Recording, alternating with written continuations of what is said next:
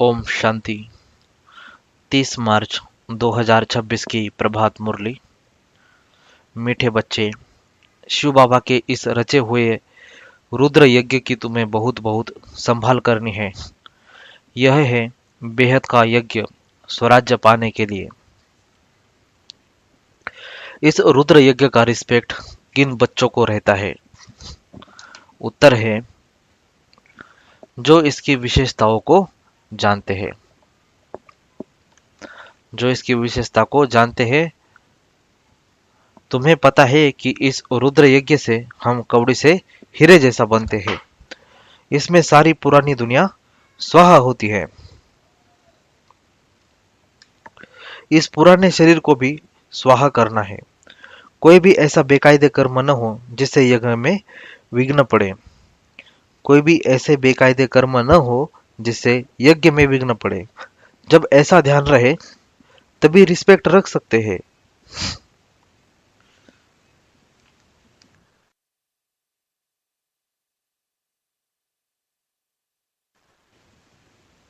गीत है माता ओ माता। ओम शांति। बच्चों ने गीत सुना। जिन्होंने बनाया है वह तो बेचारे माता को जानते ही नहीं। नाम सुना है जगत अम्बा, परंतु वह कौन थी, क्या करके गई, यह किसको भी पता नहीं है। सिवाय तुम बच्चों के और किसी को भी पता नहीं है। जगत अम्बा है तो जरूर बाप भी है, बच्चियां भी है और बच्चे भी है। तो जगत अम्बा के पास जाते हैं। उनकी बुद्धि में यह समझ नहीं है, सिर्फ बुत यानी मूर्ति पुजारी है। देवी के आगे जाकर भीख मांगते हैं। अब यह राजस्व अश्वमेध अविनाशी रुद्र ज्ञान यज्ञ है। इसका क्रिएटर है माता पिता तत्वम। तुम भी यज्ञ के क्रिएटर हो। तुम सब बच्चों को इस यज्ञ की बड़ी संभाल करनी है। यज्ञ के लिए बहुत रिस्पेक्ट रहना चाहिए। यज्ञ की पूरी संभाल की जाती है। यह है हेड ऑफिस और भी ब्रांचेस है। मम्मा बाबा और तुम बच्चे अपना भविष्य हीरे जैसा बना रहे हो इस यज्ञ के द्वारा। तो ऐसे यज्ञ की कितनी संभाल और इज्जत रखनी चाहिए, कितना लव होना चाहिए। यह हमारी मम्मा जगत अम्बा का यज्ञ है। मम्मा बाबा का यज्ञ सो हमारा यज्ञ। यज्ञ की वृद्धि करनी होती है कि यज्ञ में आकर बहुत बच्चे अपने बाप से वर्षा लेवे। भल खुद नहीं ले सकते, खुद को फुर्सत नहीं है तो अच्छा औरों को निमंत्रण देना चाहिए। इसका नाम ही है राजस्व अश्वमेध ज्ञान यज्ञ, जिससे स्वराज्य मिलता है। इस यज्ञ में पुराने शरीर को भी स्वाहा करना होता है।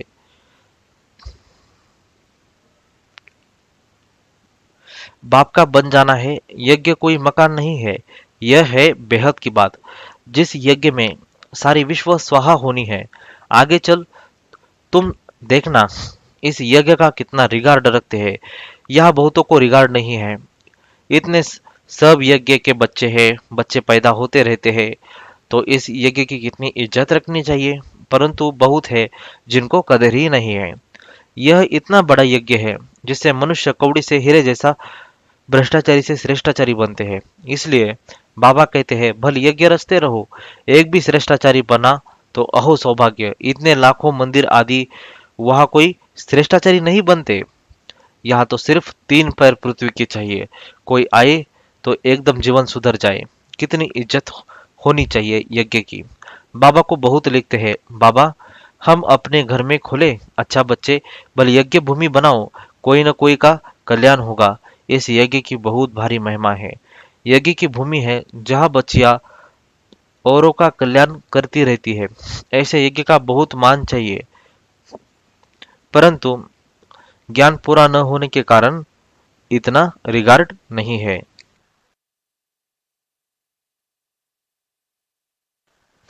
यज्ञ में विघ्न डालने वाले बहुत है। यह शिव बाबा का यज्ञ है तो माता पिता इकट्ठे हैं। इन मम्मा बाबा से तो कुछ भी नहीं मिलता, बेहद के बाप से ही सब कुछ मिलता है, और वह एक है। मम्मा बाबा कहा जाता है शरीरधारी को। निराकार को तो कोई शरीर है नहीं, तो बाप कहते हैं कि साकार का भी मुरीद मत बनो, माँ में कम याद करो। यह बाबा भी मुझे याद करते हैं, चित्रों में दिखाते हैं राम कृष्ण ब्रह्मा आदि सब उनको याद करते हैं। ऐसे नहीं है, वहां तो कोई याद करते नहीं है। उनको प्रारब्ध मिल गई, उनको याद करने की क्या दरकार है। हम पतित बने हैं, हमको ही पावन बनने के लिए याद करना है। महिमा एक की ही है, उनके सदके इनका मान है। तुमको कोई भी देहधारी को याद नहीं करना है। देहधारी से उनका परिचय मिलता है, लेकिन याद उनको करना है। किसको? शिव बाबा को याद करना है। बाबा भी देहधारी है, सब परिचय देते हैं, परंतु बहुत ऐसे भी बेसमझ बच्चे हैं जो कहते हैं हम तो डायरेक्ट शिव बाबा की प्रेरणा से ज्ञान ले सकते हैं। अगर ऐसा होता तो फिर इस रथ में उनको आने की क्या दरकार पड़ी है। ऐसे भी है जो समझते हैं इस साकर से हमारा क्या काम। बाप कहते हैं मन मना भव। बाप कहते हैं मन मना भव, उनको याद करो, परंतु थ्रू तो इनके ही कहते हैं ना।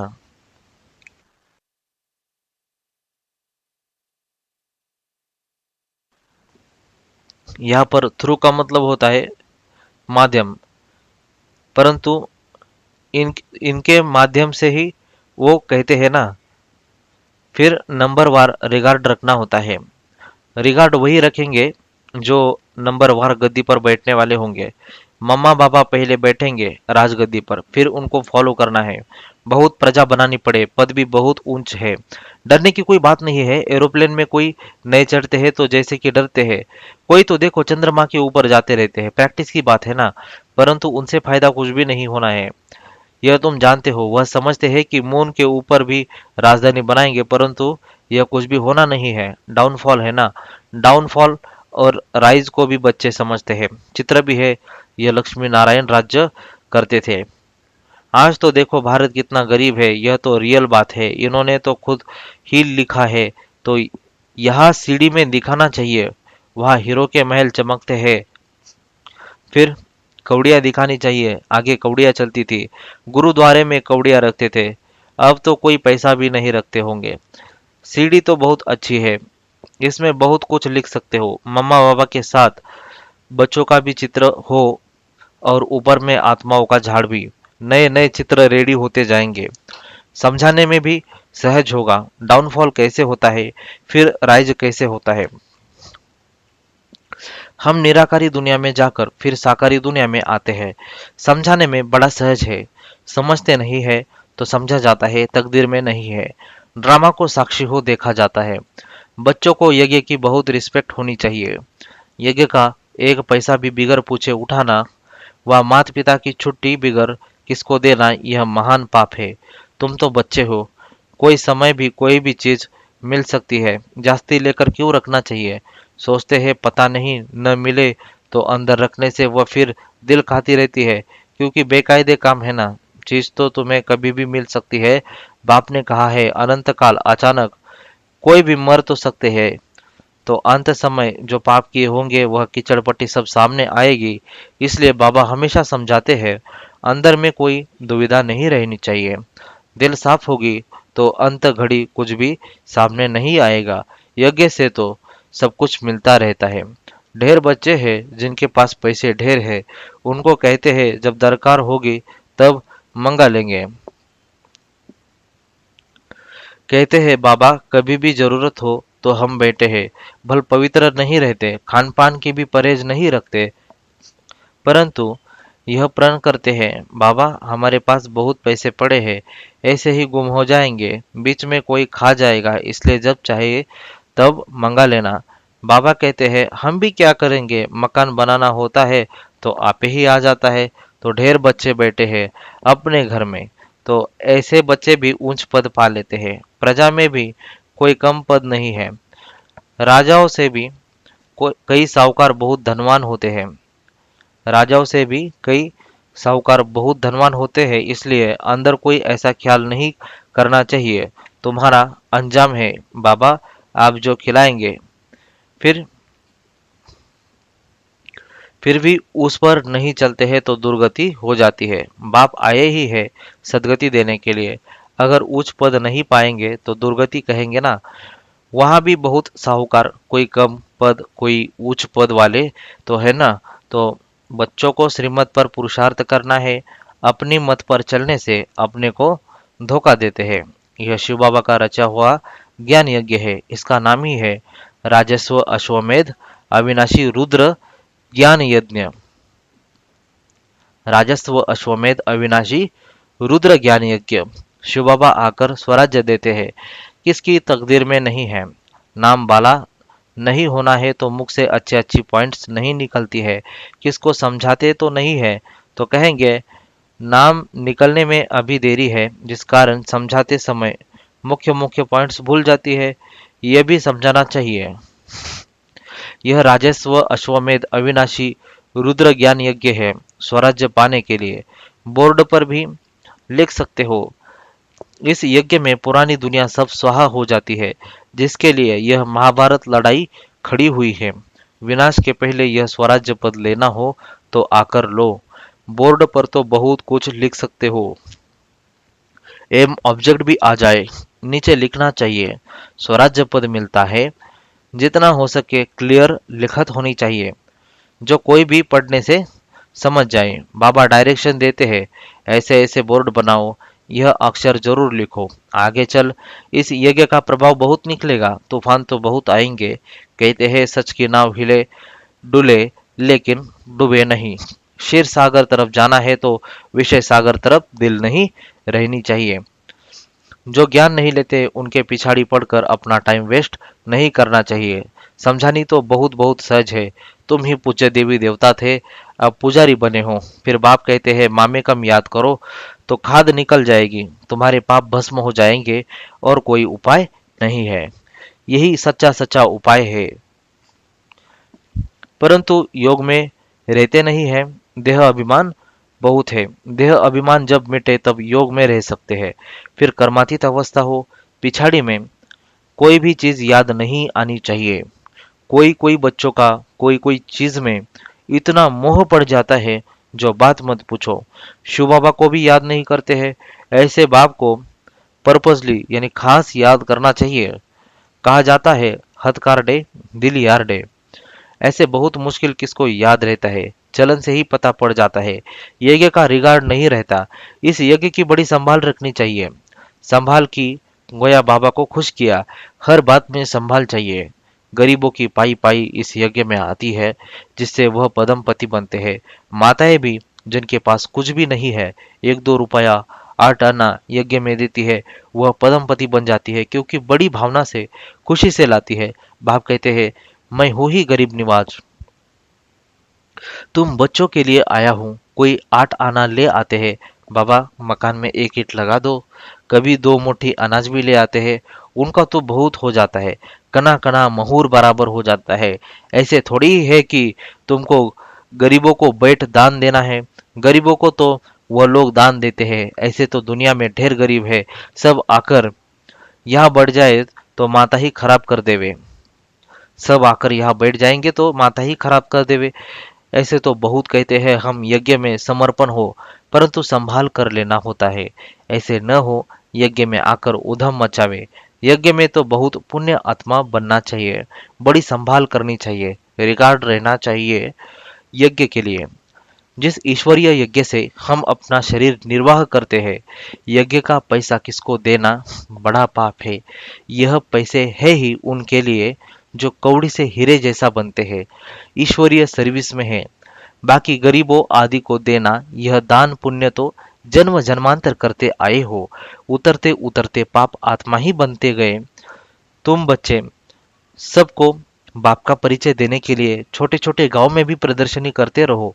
एक गरीब भी निकल आए तो वह भी अच्छा है, इसमें कोई खर्चा तो है नहीं। लक्ष्मी नारायण ने यह राजाई पाई क्या खर्चा किया। लक्ष्मी नारायण ने जो यह राजाई पाई है क्या खर्चा किया, कुछ भी नहीं। विश्व की बादशाही पाने के लिए खर्चा तो कुछ भी नहीं किया। वह लोग आपस में कितना लड़ते हैं, बारूद आदि पर कितना खर्च करते रहते हैं। या तो खर्चे की कोई बात ही नहीं है। बिगर कौड़ी खर्चा सेकंड में विश्व की बादशाही लो। अल्फ को याद करो, बे बादशाही है ही। बाप कहते ही है, जितना हो सके सच्चे दिल से सच्चे साहिब को राजी करो तो सचखंड के मालिक बनेंगे। झूठ यहाँ नहीं चलेगी। याद करना है, ऐसे नहीं कि हम तो बच्चे हैं ही, याद करने में बड़ी मेहनत है, कोई विकर्म किया तो बड़े घोटाले में आ जाएंगे, बुद्धि ठहरेगी नहीं। बाबा तो अनुभवी है ना।